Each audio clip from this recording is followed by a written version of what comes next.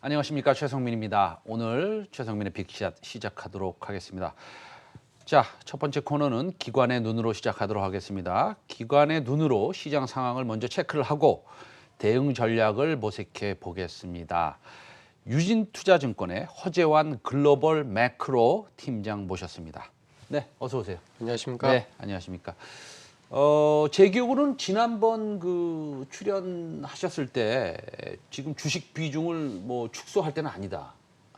뭐 그렇게 보수적으로 볼 필요는 없다.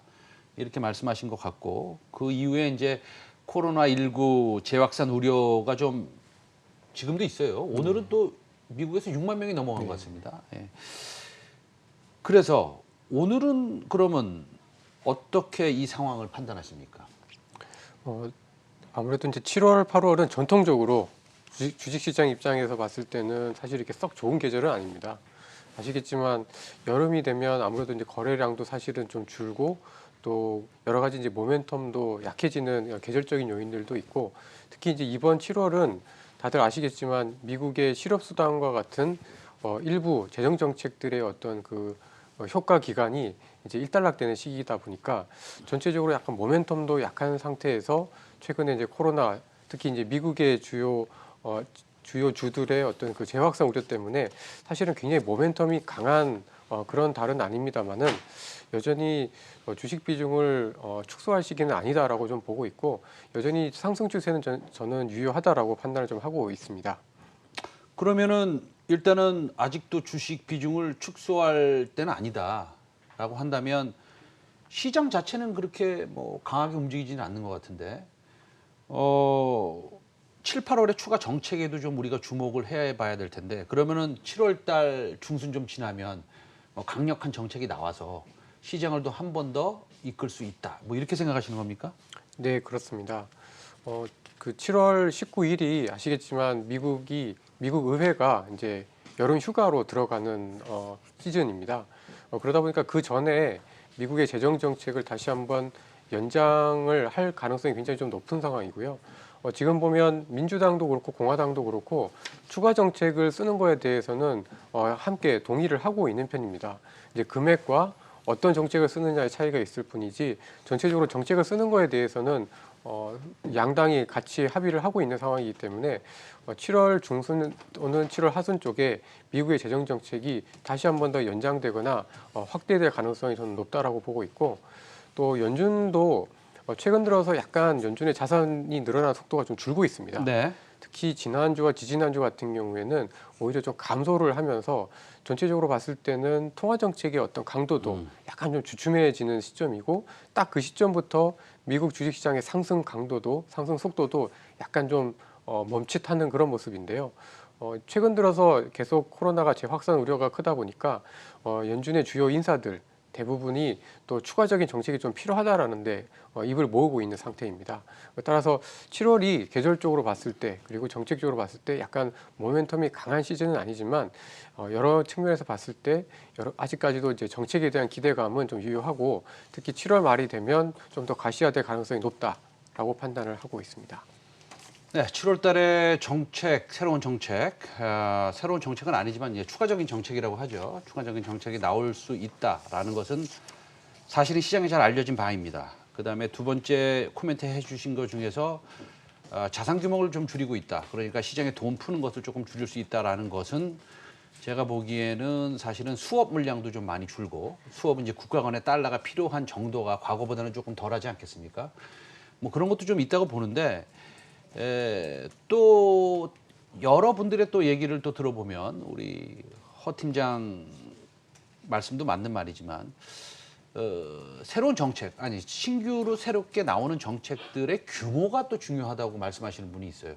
왜냐하면 나올 건 나올 거니까. 네. 그렇죠? 그거에 대해서는 어떻게 생각하십니까? 저는 규모도 중요하지만 네. 이게 단순히 금액적인 부분들보다도 앞으로의 어떤 경제 성장에 있어서 도움이 되는 정책들이 굉장히 좀 중요하다고 보고 있습니다. 사실 실업급여 같은 부분들이 지금의 어떤 미국의 코로나 위기로 인한 침체를 극복하는 데 분명히 도움은 되긴 했습니다만은 오히려 실업급여를 너무 많이 주다 보니까 이제 재취업이 잘 안 되고 있는 그런 문제들도 있기 때문에 이제 그런 부분에 있어서의 어떤 차이점을 감안한 규모가 좀 더 중요하지 않을까라고 생각하고 있습니다. 그리고 한 가지 더 여쭤보면 사실은 이제 미국 국민들이 소위 그 공짜 돈을 많이 받았지 않습니까? 근데 지금 그들의 체킹 어카운트, 그러니까 우리나라로 따지면 보통 예금 같은 것들을 이렇게 체크해 보면 아직도 저축률이 굉장히 높고 받았던 돈을 이걸 다 썼나라는 의구심이 좀 들 정도입니다. 그거에 대해서는 따로 코멘트가 있으십니까? 그러니까 제가 말씀드린 건 뭐냐면 여태까지 돈을 받아서 쓰지는 않았고 물론 일부는 썼겠죠. 그래서 향후에 경기가 좀 좋아져서 우리가 이제 바깥으로 나가서 쇼핑을 할 수 있으면 우리가 의외로 보복 소비에 대한 규모가 생각보다는 더 큰 서프라이즈가 날 수 있다라는 의견도 있던데 그거에 대해서는 어떻게 생각하십니까? 저는 그 의견에 동의를 합니다. 아, 그렇습니까? 네, 그러니까 그 미국의 개인 소득 지표, 네네. 소비 지출 지표를 이렇게 살펴보면 네. 특히 개인들의 소득 지표에 있어서 되게 특이한 점이 네. 코로나 위기 이전보다 지금 코로나 위기 이후에 개인들의 소득 규모는 훨씬 더 많은 상황입니다. 아, 그렇죠. 근데 이제 지출은 또 이동이 자유롭지 않고 네. 심리가 좀 위축되어 있다 보니까 이제 그렇죠. 지출은 적어서 네. 어떻게 보면 저축률은 굉장히 좀 높아진 것은 사실입니다만은 그만큼 쓸 수 있는 돈은 굉장히 많이 가지고 있습니다. 아, 그러면은 말씀하신 대로 코로나 상황이 조금만 괜찮아지면 네네. 사실은 소비에 가용할 수 있는 보유 현금은 상당히 저는 남아 있기 때문에 네. 이 부분에 대한 기대감은 여전히 좀 유효하다라고 보고 있습니다. 그래서 그렇군요. 굉장히 중요한 포인트를 다시 한번 짚어주셨는데요. 이제 우리가 가용할 수 있는 사실은 자금, 개인별 자금은 아직 좀 많이 남아 있고 향후에 이것이 조금 뭐라 그럴까요? 뭐 이렇게 좀 터질 수 있겠다. 뭐 이렇게 좀 한번 기대를 할 수 있을 것 같습니다. 그래서 만약에 이제 7월 달에 그런 추가적인 정책이 나오고 그다음에 이제 꽁꽁 숨겨뒀던 돈, 그러니까 코로나19가 아무래도 이제 좀 완화가 돼야겠죠. 그래서 이 꽁꽁 숨겨놨던 돈을 이렇게 풀 수 있는데 그렇다면 우리가 좀 미리 이런 것들을 대비해서 전략을 좀 세우는 건 어떻습니까? 네, 그래서 저는 네. 여전히 이제 주식시장이 상승 추세는 유효하다라고 보고 있고요. 네. 오히려 여름 동안에 쉬거나 조금 주춤한 국면에서 여전히 이제 좀 비중을 계속해서 좀 가져가야 된다라는 측면에서 아까 좀 말씀을 드렸던 거고 네네. 아무래도 지금은 코로나 재확산에 대한 부분들이 계속해서 신경을 좀 거슬리기 때문에 네네. 여전히 뭐 이미 주식시장에서 이미 관심을 많이 갖고 있는 언택트와 관련된 그런 테마 중심으로 해서 계속해서 좀 투자에 대한 어떤 매력은 여전히 유효하다라고 보고 있습니다. 지금 우리 팀장님께서 말씀해 주신 것 중에서 제가 단어를 하나 좀 탁 집어보면 신경이 거슬린다라는 단어가 좀 마음에 좀 와닿습니다. 사실은 오늘도 코로나 바이러스의 미국 확진자 수가 6만이 넘어가서 사실은 이게 분명히 2차 팬데믹은 실질적으로 있는 거 아닙니까? 있지만 시장은 그거에 대한 반응을 안 하고 우리가 주식 투자하는 데 있어서의 좀 신경을 거슬리기만 하는데 사실은 신경을 거슬리지 않는 분들은 좋은 수익을 냈고 신경을 많이 쓴 분들은 좀 덜 수익을 낸 것 같습니다. 지금 그 시장이 지금 뭐 상승 추세에 있다고 보는 게 맞는 건데 그러면은 사실은 원자재 한 번만 체크를 한번 해보면 금하고 구리 있지 않습니까? 네. 그거에 대한 따로 코멘트가 있으세요? 저는 금 대비 구리 가격의 비율로서 네네. 전체적인 어떤 경제 회복의 어떤 힘 네네. 그리고 위험 자산에 대한 어떤 선호도 이런 것들을 좀 가늠하는데 좀 유용하다라고 좀 보고 있습니다. 구리의 인덱스가 시장이 턴어라운드 하는 것을 좀 미리 보여주기도 한다라는 말씀이시죠? 네. 예. 그런데요.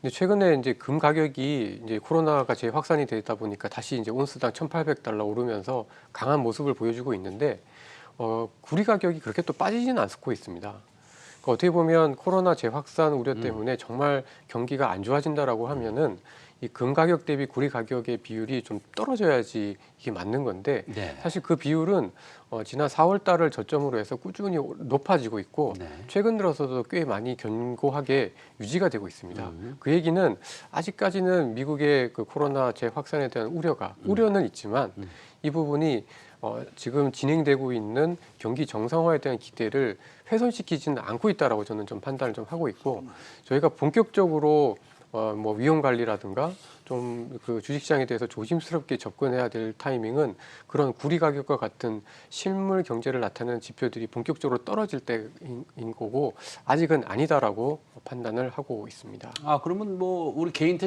투자자분들도 우리 구리 가격을 쉽게 HT에서 찾아볼 수 있으니까 그 차트를 보면서 구리가 꺾이는지 안 꺾이는지를 좀 참고하면 좋겠네요. 네, 그렇습니다. 예. 그리고 이제 마지막으로 이제 섹터를 좀 여쭤봐야 될 것 같은데, 지금 이런 상황에서, 그러니까 7월 달에 추가적인 부양책이 나올 수도 있고, 나올 가능성이 굉장히 많고, 그 다음에 아직도 꽁꽁 묶여 있는 이 그 자금, 개인들의 자금이 좀 있고, 이렇다고 본다면 우리는 어떤 섹터에 좀 더 신경을 좀 써야 되는지 말씀해 주십시오.